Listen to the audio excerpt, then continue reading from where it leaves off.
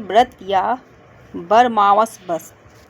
यह सौभाग्यवती स्त्रियों का प्रमुख पर्व है। इस दिन वट वृक्ष की पूजा की जाती है। स्त्रियां बड़े सवेरे स्नान करती हैं और केशों को धोती है। जल, मौली, रौली, चावल, गुड़, भीगे चने, फूल, धूप दी से वट वृक्ष की पूजा की जाती है और उसके चारों ओर कच्चे सूत का धागा लपेटा जाता है। भीगे हुए चनों का वायना निकाला जाता है। कहीं कहीं पर यह त्योहार ज्येष्ठ कृष्णा त्रयोदशी से अमावस्या तक मनाया जाता है और यह व्रत स्त्रियों द्वारा अखंड सौभाग्यवती रहने की कामना से किया जाता है।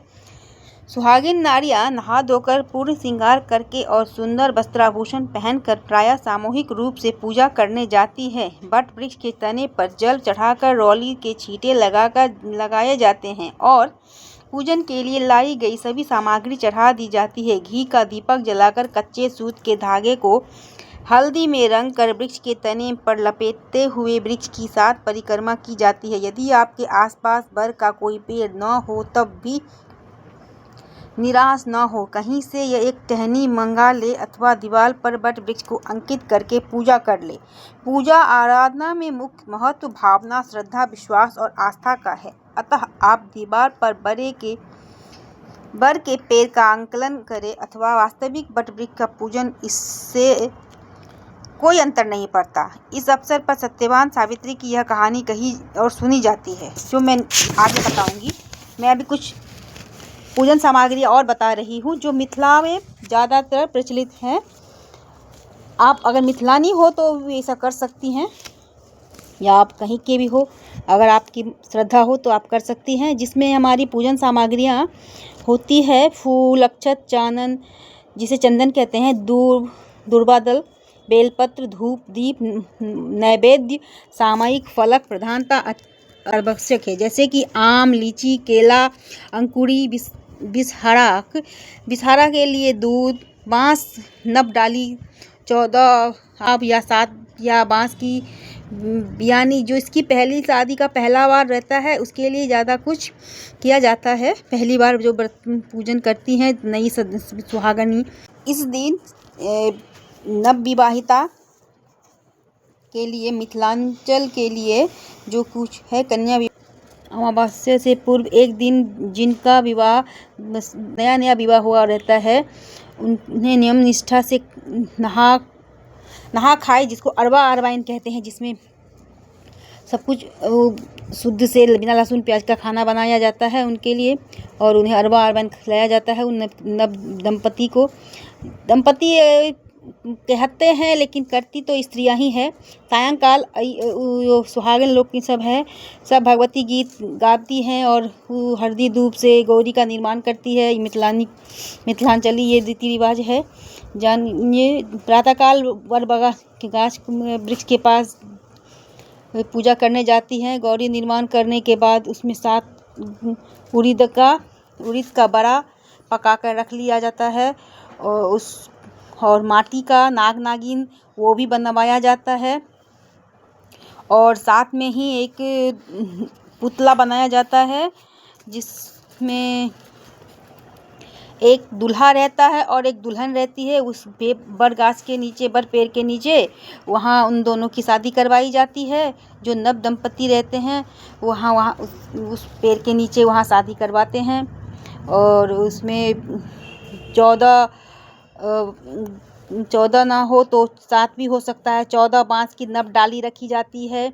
बांस की बियनी, जिसको कि पंखा भी कहते हैं, या तो तार का पंखा हो या तो बांस का जो होता है बियन, जिसको बायना बोलते हैं या जो भी ना भाषा में बोलते हो, जो कि हाथ से झलने वाला पंखा हो, उसी को कह रही हूँ मैं। 14 लेते हैं। 14 ना हो तो 7 भी ले सकते हैं। अंकुरी के लिए चना रहता है, मूंग भी हो सकता है चना की जगह पर। बर के पेड़ के में पानी डालने के बाद आम आवश्यक होना चाहिए, डालने के लिए आम आवश्यक होना ही चाहिए। पका हुआ हो तो अति उत्तम, अगर कच्चा भी है तो भी चल जाएगा काम, लेकिन पका हुआ आम अच्छा रहता है। माटी दूध, जिसको कि हम लोग की भाषा में सरवा कहते हैं, और वो मिट्टी का कलश जैसा होता है। वो धान का लावा, केला का डाली रहता है। एक जो 7 डाली आप लोग या 14 डाली आप लोग रखे हों, उसमें से एक डाली पर अरवा चावल रखना चाहिए और एक सुपारी, एक जनेऊ का जोड़ा और कुछ पैसे उस पे रखने चाहिए। ये नवविवाहिता के लिए ये सब बोल रही हूँ मैं। एक दिन पार्वती जी महादेव से कहती हैं कि हे भगवान, प्रयास क्षेत्र स्थित ब्रह्मा जी की प्रिय सावित्री का चरित्र हमको सुनाइए, जिसमें हम उनका इतिहास हो और पवित्र व्रत देने वाला सौभाग्यदायक महान व्रत महात्म्य हो। जब शिवजी भगवान सावित्री जिस तरह से सावित्री व्रत पालन कर थी उसका वर्णन करते हुए कथा सुनाते हैं। बहुत समय पूर्व मध्य देश में अश्वपति नाम का एक राजा, परम ज्ञानी राजा था। उन्होंने संतान प्राप्ति के लिए पंडितों की सम्मति से भगवती सावित्री की आराधना की। इस पूजा से उनके यहाँ एक पुत्री का जन्म हुआ। उन्होंने उसका नाम सावित्री रखा। सावित्री पूजन से पुत्री का प्राप्ति हुई थी, इसीलिए उनका नाम सावित्री ही रखा गया। सावित्री सर्वगुण संपन्न थी। जब वह विवाह योग्य हुई तब राजा ने उससे स्वयं अपना वर चुनने को कहा। एक दिन महर्षि नारद राजा अश्वपति के घर आए हुए थे, तभी सावित्री भी अपने लिए वर चुनकर लौटी। उसने आदर पूर्वक नारद जी को प्रणाम किया। नारद जी के पूछने पर सावित्री ने बताया कि महाराज, राजा दुत्मसेन के आज्ञाकारी पुत्र सत्यवान को मैंने अपना पति बनाने का निश्चय किया है।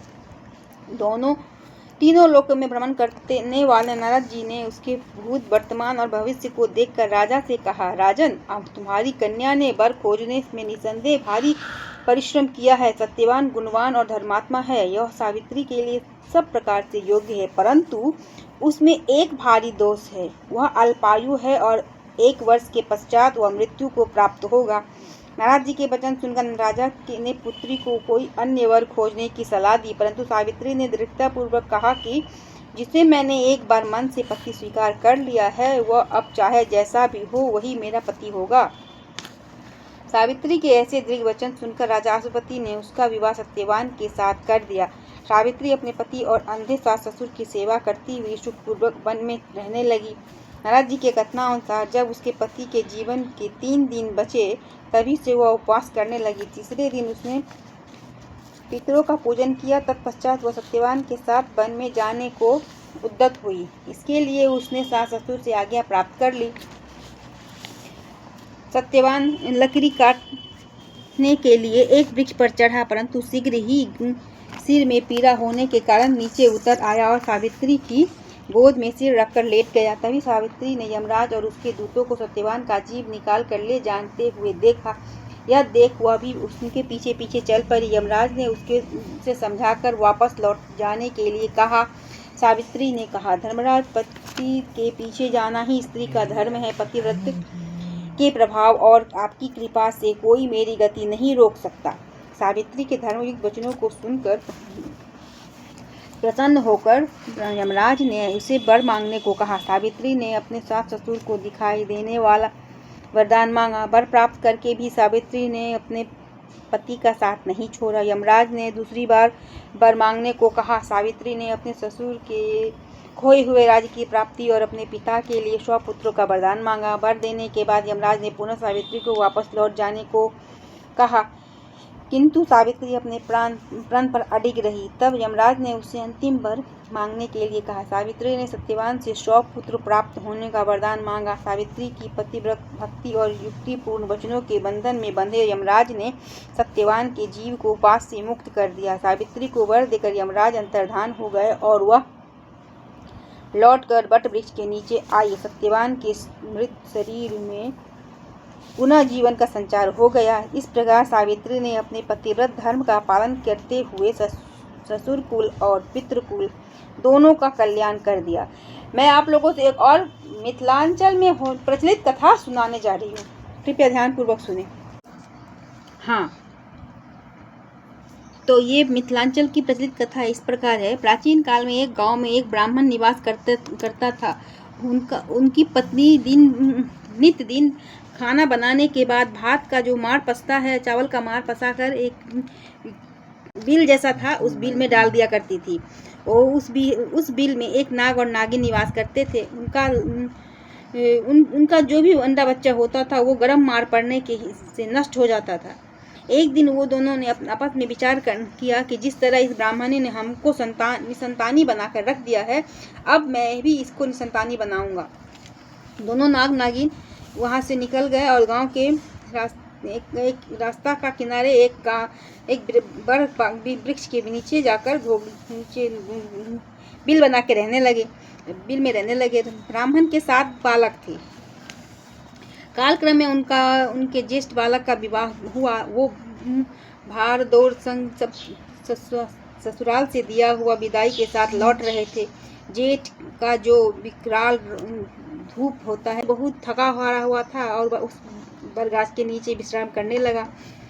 जिस समय उस नाग नागिन को मौका मिल गया उससे डसने का, कुछ ब्राह्मण के बालक को दंश मार दिया और उस बालक का वहीं पर मृत्यु हो गई। उसके कालक्रम में ब्राह्मण और 5 बेटों का बालकों का विवाह किया। जब भी उस बालक का विवाह और होकर उस पेड़ के पास आते तो वहाँ उसका विश्राम करते, और जब भी वो विश्राम करने लगते कि वो जो नाग नागिन थे वो उन्हें डस लिया करते और उनके बालकों की मृत्यु हो जाती थी। ऐसा करते करते उन ब्राह्मणी के 6 बालक की मृत्यु हो चुकी थी। समय अपने गति से आगे बढ़ने लगा। ब्राह्मण का जो छोटा बालक था वो भी अब कहीं से आ रहे थे तो वहाँ उन्होंने इनके हाथ में एक जूता था और उनके कांधे पर एक छाता लटक रहा था। जब वो सूखे में चल रहे थे तब वो तो छाता बंद किए चल रहे थे और जूता भी हाथ में पहन रख के चल रहे थे, लेकिन जब वो पेड़ के नीचे आए तो छाता भी तान दिए और जूता भी पहन लिए। पेड़ के पास पहुँचे। उस पेड़ के पास पहुँचने से पहले उन्हें एक नदी पार करना था। छोटी सी नदी पार करते वक्त उन्होंने अपने हाथों का जूता जो था वो पैरों में पहन लिया, और जब वो नदी से पार करने के बाद फिर जूता खोल के हाथ में रख लिया। उसके बाद जब वो पेड़ के पास आया तो छाता खोल लिया, और जब वो धूप में चल रहा था तब वो छाता पहन के जैसे ही लटका के चल रहा था, मोड़े हुए चल रहा था। ये 2 बात देख करके वहाँ का जो बच्चे लोग खेल रहे थे ना, पेड़ के आसपास जो बच्चे खेल रहे थे वो इसे देखकर हंसने लगे। इसे देखकर हंसते इसलिए लगे कि ये जो बालक है ये कैसा मूर्ख है जो धूप में चल रहा है तो छाता नहीं खोला, पेड़ का पास आया तो ये जो है छाता खोल लिया, और जब पानी में चला तो जूता पहन लिया, और सूखे में चल रहा तो जूता हाथ में रखा हुआ था। इस चीज़ को देखकर सब हंसने लगे। वहीं पर एक धोबिन की लड़की थी जिसका नाम सोमा था। तो वो देखकर बोली कि तुम लोग क्यों हंस रहे हो, ये वो तो महापंडित लगता है, तुम लोग हंस क्यों रहे हो। तो बोला कैसे महापंडित लग रहा है। सब बच्चे उनसे पूछने लगे। तो बोला देखो, जब ये सूखा में चल रहे थे तो इन्हें दिखता था आगे क्या है, रास्ता सब दिख रहे थे, तो इन्हें जूते पहनने का आवश्यकता महसूस नहीं हुई।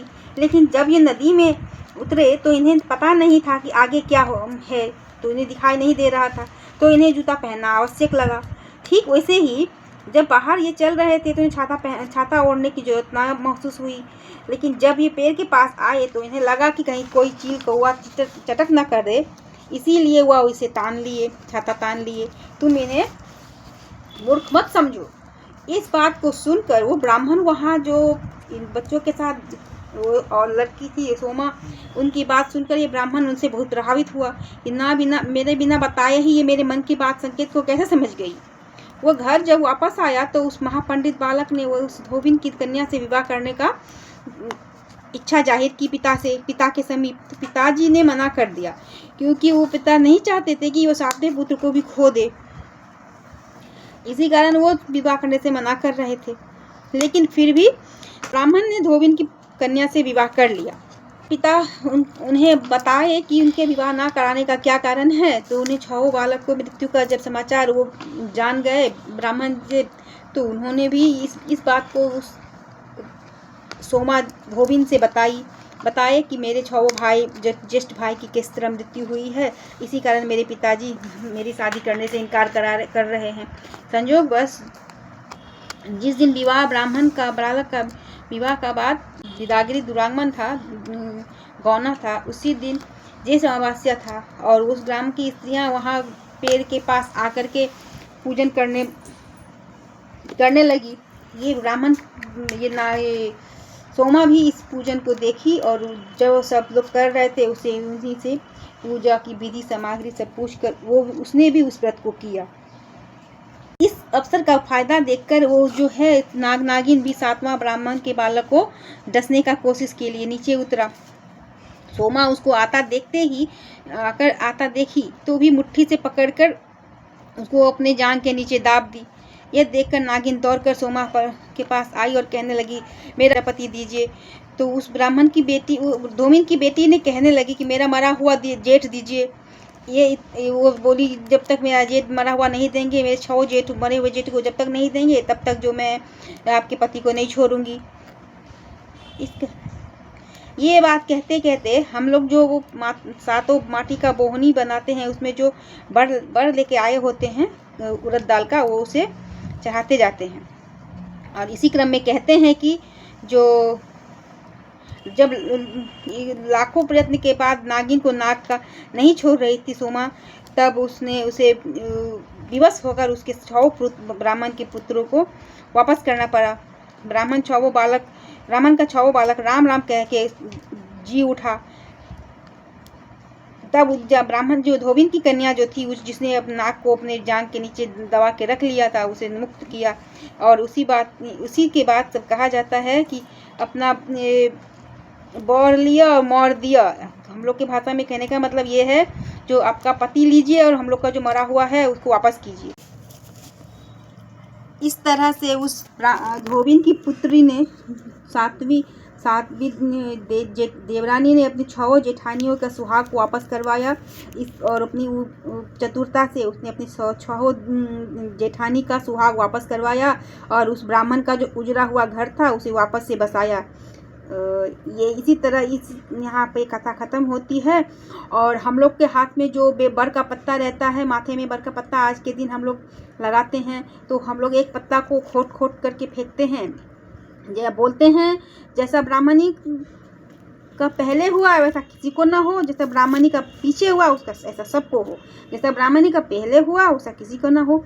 जो बोलते हैं पहले हुआ वैसा किसी को ना हो उसे पीछे तरफ फेंकते हैं। जो बाद में हुआ वो सबको हो उसको आगे तरफ लेते हैं। इस तरह से 3 बार पीछे और 3 बार आगे करके पत्ता खोट कर फेंकते हैं। ये हम लोगों का एक नियम है। किसी जगह पर यहाँ ये बात ना बोल करके अपना बोर लिया मोर दिया वाला मैथिली वाला बात भी बोलते हैं। लेकिन आप लोग को जो सुविधा लगे आप वो बोल सकते हैं, इसमें कोई आपत्ति नहीं है। बोलना इतना ही है, मतलब इसका मान्यता यही है कि आप अपने लिए यही कामना करें कि जो पहले खराब हुआ वो ना हो, अब अच्छा जो बाद में अच्छा हुआ वो सबको हो। जो पहले किसी का खराब हुआ उस किसी को भी ना हो, जो पहले बाद में सबका अच्छा हुआ वो सबका हो।